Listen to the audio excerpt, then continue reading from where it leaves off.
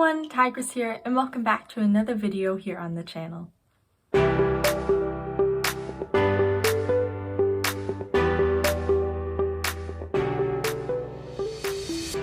Today we are covering the next installment of my How to Craft a Roleplay series, my guide to MCRP.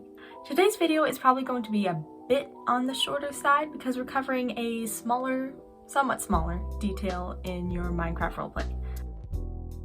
If you have not seen the other videos in this series yet, I highly would recommend going and watching them now, mainly because we are going to be focusing on character writing today. In the previous video, we covered writing internal conflict and external conflict, and basically how you need the internal conflict to make your external conflict matter, but you need your external conflict in order for the internal conflict to even happen. Are you caught up? Okay, good. Now we can move on. Now we are going to be getting into your cast of characters for your Minecraft roleplay. This can be a somewhat tricky thing to figure out. Naturally, you're going to have your main character of the series, who is the focus and who's dealing with the internal conflict and everything. But you're also going to want to have a few side characters and just other background characters in order for the story to, for one, make sense, and also to kind of go anywhere, because you are going to need other people in order for the story to continue. So today I'm going to be telling you all about writing the different character roles and everything that entails with that. First up, you have your main character.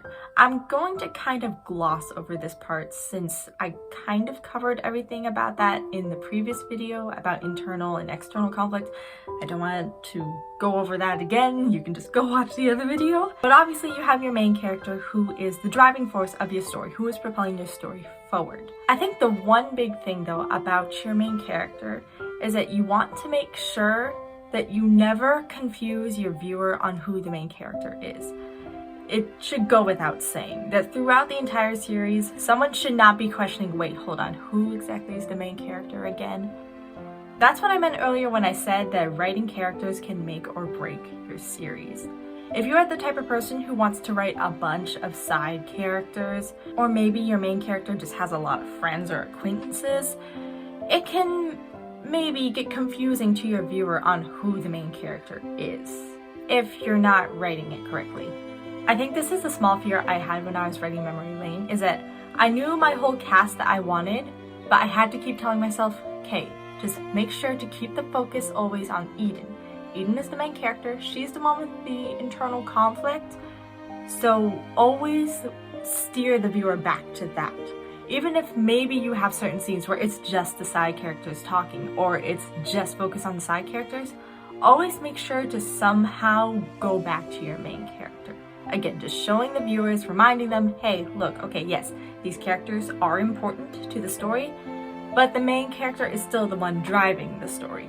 Ways that you can keep going back to the main character is that maybe you could have the main character be the only one whose thoughts are constantly voiced throughout the series. I know Memory Lane kind of did this towards more the beginning, where Eden was kind of the only one who got internal thoughts showed to the audience. Zoe, yes, but it definitely wasn't as frequent as Eden. Obviously later on in the series, when the focus was more on other characters, their thoughts were voiced more just so that way the audience could know what was going on. But Eden was still primarily the one who was focused on. But that is one thing you could try doing. So again, just remember, your main character is the driving force of your story. They're the ones dealing with the major internal versus external conflict. Do not confuse your viewer on who the main character is. It should be obvious throughout the entirety of the series who is the focus. This is where I kind of go into a certain method of character casting. And I literally call it the character cast system, where you basically have each tier of characters, and at the top you have the most important and going down to the least important. Obviously at the top you have your main character. They are at the top of the cast system. I still think it's kind of funny how that works, the wording. And then next up we'd have, as I would like to put it, your supporting side characters, where they are technically side characters, but they are close to the main character, and in some ways they drive the story forward as well. They do affect the story a little bit here and there, and they influence the main character to some degree. Now, these supporting side characters can have internal conflict. Often, supporting side characters that do have their own conflict end up being some of the best side characters. Thinking of a certain one right now. But the one thing to remember if you do that is that you have to make sure that either their struggle maybe isn't as hard, or they find their solution faster. Or maybe even their conflict doesn't fully get resolved and they either find a different way to deal with it, or maybe not exactly a solution either. Because as I said before, you don't want to confuse your viewers on who the main character is. Your whole series is focused on the main character and their journey to becoming a better person and to solving their problems. It shouldn't exactly be focused on the supporting side characters. Have your supporting side characters have their ups and downs. They should not be perfect people either, like what I said in the other video. They should still be characters who have their flaws, and I'm kind of getting ahead of myself, but they shouldn't be robotic either. None of your characters should feel robotic in your series. Also, try not to make your supporting side characters stereotypical. By that, I mean, don't try exactly to have the role of the girl best friend who will gossip with you about anyone and anything, and you guys are just inseparable. The class clown guy friend who's just only there for comedic relief, and that's all. Don't write your supporting side characters into specific boxes just because they're technically side characters. Make sure to make them their own people with their own personalities. Examples of supporting side characters in Memory Lane would be like the other three to the main four. If you guys don't know who the main four in the series are, it's Eden, Zoe, Finn, and Kay. They are considered the main four throughout the series, with Zoe, Finn, and Kay being the supporting side characters. In some other seasons, maybe some of the other characters might take on a temporary supporting side character role, but it's still very clear who the main four throughout the series are. Next up in our caste system of characters, you have your typical side characters, where they are basically just that. I don't really imagine side characters having internal conflict, not the same as supporting side characters. Your side characters might be loose acquaintances of the main character. They might be there because of various subplots you have going on throughout the series. But basically, they aren't explored very much simply because in the caste system of characters, you're going down and they just aren't as important. I think the further down the caste system you go, the more generic you can kind of make the characters. Now don't get me wrong, that's not an excuse to get lazy and sloppy with your writing or writing the characters. But I'm just saying that you don't have to put as much detail into them, simply because you don't want to detail smaller characters so much to the point where you confuse the viewer. The ultimate goal is to not confuse your viewer on who's important. It should be easy to tell who's important to the series, the main character, who's important to the main character, the supporting side characters, and then the smaller side characters, they're there mainly for subplots or minute details, anything like that.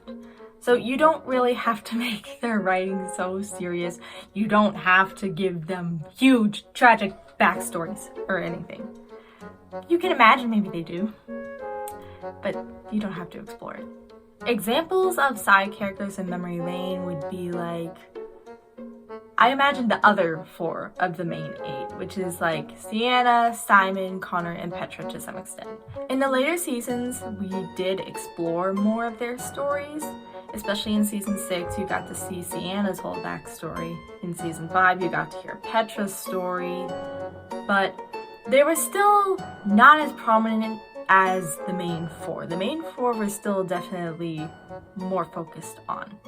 And last but not least, we have the background characters, who are literally just that. They don't really serve any major purpose to the story, except to fill in minor details. It could be the random grocer at the grocery store. It could be the random history teacher at the high school. It can be random, just the random people you need for the smallest little details in your story in order for it to go anywhere. Now that we've gone over all the different character types, I am going to address something about them. I know I said before that you should not use stereotypes for your characters, that they shouldn't be stereotypical, that they should have their own unique attributes and things about them. But I'm just going to say that it is okay to maybe use a character template. Maybe you need a nerdy girl. Maybe you need a best friend to the main character. And that's okay. Just try not to write them too stereotypical. Because by writing them too much like a stereotype, we're not going to really come to care about them. And as I said in my previous video, we want to care about all of the characters. We want to feel something for them. So writing them as a stereotype is gonna make them come off as robotic or perfect and just unrealistic. Make them their own person. Give them catchphrases, weird quirks, maybe random likes and dislikes. It could literally be anything. I can already name a few catchphrases that each of the Memory Lane characters have. One of Zoe's catchphrases is that she likes to say, okay. Sienna likes to say, for the sake of the world. Petra likes to say, for goodness sakes. And I think we all know what Simon's catchphrase is. So just give them certain phrases that they say all the time. Doesn't have to be a cheesy catchphrase or anything weird like that. It just has to be something that they say all the time. Because that is how we work as humans. We have certain phrases that we say all the time. One phrase that I say all the time is, oh my word, or dude, or something like that. Also just certain verbiage in general and just wordings. Just have your characters have their own way of speaking, their preferences, just anything really.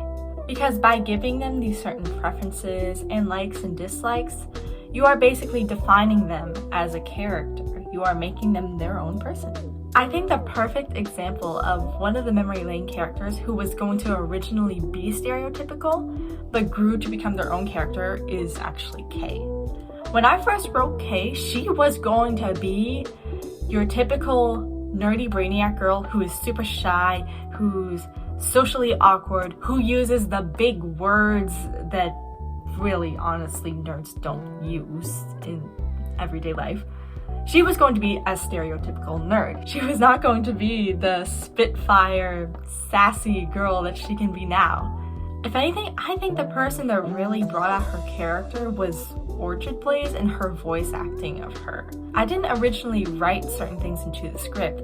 When it came to voice acting for Memory Lane, I told my voice actors and actresses that I wanted them to kind of just have fun with it and experiment and kind of try different things. I gave them the character bio and like what their character's like, but I told them I just want you to kind of try whatever, kind of just make the character your own, put your own flair into it. And I feel like that's what Orchard really did, is that she gave Kay that little bit of sass and that little bit of just energy that Kay wasn't originally going to have. And I think it's safe to say, no, 100% I know that without Orchard, Kay would not be the same character that she is today. And it was because of Orchard and her way of voice acting that made me think, hey, wait, hold on. Why am I writing this character to be like this? She's a nerd, but I don't necessarily have to write her as one. She can be her own person. She can have her own style of doing things. She can have the sass. Nerds can be sassy. So why not? So really, just think outside of the box when it comes to your characters. Make them just interesting, make them complex. Give them the likes and dislikes that at first don't make sense, but once you get to know the character, it just totally does. It gives you the interesting characters. Like, if I'm being honest, in Memory Lane, I think my favorite characters are probably Kay, Sienna. I like how they ended up coming out and how they really are like their own character. Don't get me wrong, I feel that way about pretty much all the memory lane characters, at least the main 8, but there are just some that I like better just because of either the way that they were voice acted or just little things that I wrote into the characters later on that just made them their own. So really, just aim to make your characters unique. Try not to stereotype them and give them typical things you'd find in books, movies, things like that. Just make them interesting. And so with that, I think I'm gonna have to wrap up this video. I know it's kind of short and we didn't really talk about a lot. It's still important though. But you might not be seeing a video for a while, at least in this series, because I'm going to be traveling, so I will not be able to record or anything like that. But we are getting through this series. I am showing you guys my guide. I hope it's helping you. I'm hoping you learn some things from this series, maybe. I would love to think that. But I think I'm gonna have to sign off from here. Make sure to keep looking out for the next Cyborg episode. I'm serious. I know I keep saying this, but it's close. It's close, okay? Okay, it's close. And I think that's about it. Bye!